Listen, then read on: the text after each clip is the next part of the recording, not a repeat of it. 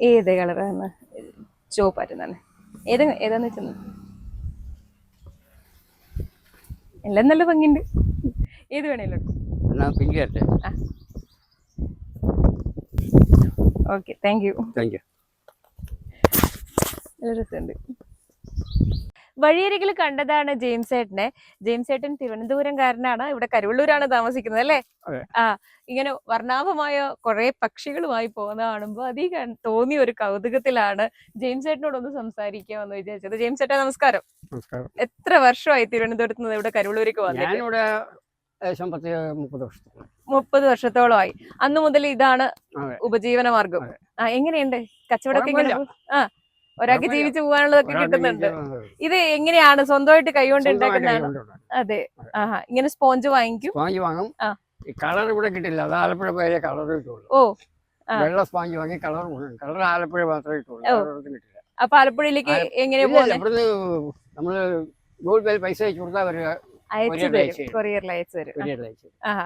അങ്ങനെ കളർ മുക്കി ഈ ഒരു കട്ട് ചെയ്ത് പിന്നെ അത് ഓരോ മോഡലായിട്ട് ഉണ്ടാക്കണം. പിന്നെ മാത്രമല്ല മീനും ഉണ്ടാക്കും. ഇന്നിപ്പോ പക്ഷികൾ മാത്രമേ ഉള്ളൂ. ഇത് എവിടുന്നാ പഠിച്ചത് ശരിക്കും ഇത് ഉണ്ടാക്കാൻ? സ്വയം പഠിച്ചത്. പഠിപ്പിച്ചതൊന്നുമല്ല. ഇങ്ങനെ പണ്ടൊക്കെ ഇതിന്റെ പൂ ഉണ്ടാക്കുമായിരുന്നു. പിള്ളേർക്ക് തലയിൽ വയ്ക്കുന്ന പൂ ഉണ്ടാക്കുമായിരുന്നു.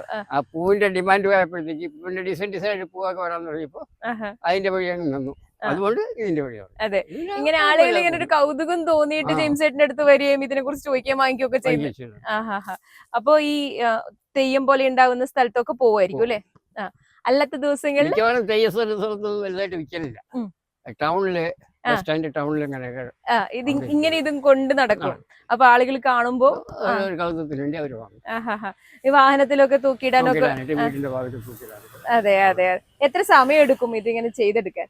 ഇത് ഒരു സ്പോഞ്ചിന്റെ പണി ചെയ്യണമെന്നുണ്ടെങ്കിൽ 3 ദിവസമാവും. അത് കളർ കൊടുത്ത് ഉണക്കാനായിട്ട് 1 ദിവസം, ചെറുതായിട്ട് കട്ട് ചെയ്യാനായിട്ടുണ്ട് 1 ദിവസം, പിന്നെ അതിന്റെ ഡിസൈൻ കട്ട് ചെയ്യാനായിട്ട് 1 ദിവസം, ഒട്ടിക്കാൻ 1 ദിവസം, 4 ദിവസം പണിയുണ്ട്. അതെ.